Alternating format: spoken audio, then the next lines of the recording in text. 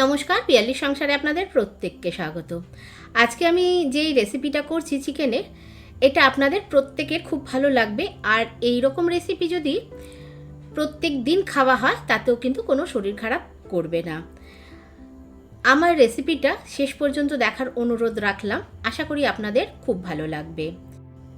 আমি এখানে 500 গ্রামের মতো চিকেন নিয়েছি। চিকেনটাকে খুব ভালো করে বেছে ধুয়ে জল ঝরিয়ে রেখে দিয়েছি। আর আমি দুটো মাঝারি সাইজের পেঁয়াজকে কেটে সঙ্গে দুটো কাঁচা লঙ্কা দিয়ে খুব ভালোভাবে পেস্ট তৈরি করে নিয়েছি। আর চিকেনটার মধ্যে আমি 1 চামচ আদা বাটা, 1 চামচ রসুন বাটা, হাফ কাপের মতো দই, আর একটু ধনে গুঁড়ো, একটু জিরে গুঁড়ো, একটু হলুদ গুঁড়ো, আর সঙ্গে প্রায় 2 চামচের মতো আমি গোলমরিচ গুঁড়ো, আর সঙ্গে আমি দিয়েছি লবণ, আর যে পেঁয়াজটা বেটে রেখেছিলাম সেটা দিয়ে খুব ভালোভাবে মাখিয়ে আমি প্রায় ঘন্টাখানেক রেখে দিয়েছি। আমি ফ্রিজে রাখিনি, আমি বাইরেই ভালো করে ম্যারিনেট করে রেখে দিলাম ঢেকে। আমি এই চিকেনটা একদম শুকনো লঙ্কা ব্যবহার করিনি, আমি কাঁচা লঙ্কা আর গোলমরিচ দিয়ে রান্নাটা করছি। আর এটা অয়েল ফ্রি রান্না।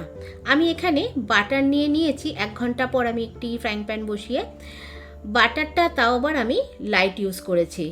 তবে আপনারা চাইলে ফুল ক্রিম যেটা বাটার সেটা ইউজ করতেই পারেন, ফ্যাট যেটাতে থাকে। তো আমি যেহেতু লাইট বাটার ইউজ করি তো সেটাই করেছি।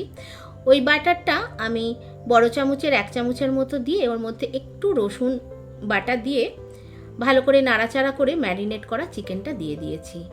চিকেনটা দিয়ে আমি ভালো করে নাড়াচাড়া করে দুটো তেজপাতা দিয়ে দিলাম, তারপর ঢেকে দিলাম। কিছুক্ষণ ঢেকে রাখার পর 5 মিনিটের মতো আমি ঢাকা খুলে দেখুন অনেকটা জল প্রথমে বেরিয়ে আসে, তারপর আস্তে আস্তে আমি ঢাকা খুলে জলটা শুকিয়ে নিলাম। জলটা শুকিয়ে যাওয়ার পর যে দইয়ের দিয়েছিলাম ওরও তো কিছুটা তেল আছে, আর বাটারের তেলটা যখন বেরিয়ে এলো তখন আমি একটু জল দিয়ে দিলাম। জলটা দিয়ে আমি আবার ঢেকে দিলাম। ফুটে উঠলে একটু মিষ্টি, যেহেতু দই দেওয়া আছে একটু মিষ্টি না দিলে ভালো লাগবে না, একটু মিষ্টি দিয়ে সঙ্গে একটু গরম মশলা দিয়ে আমি নামিয়ে নিলাম।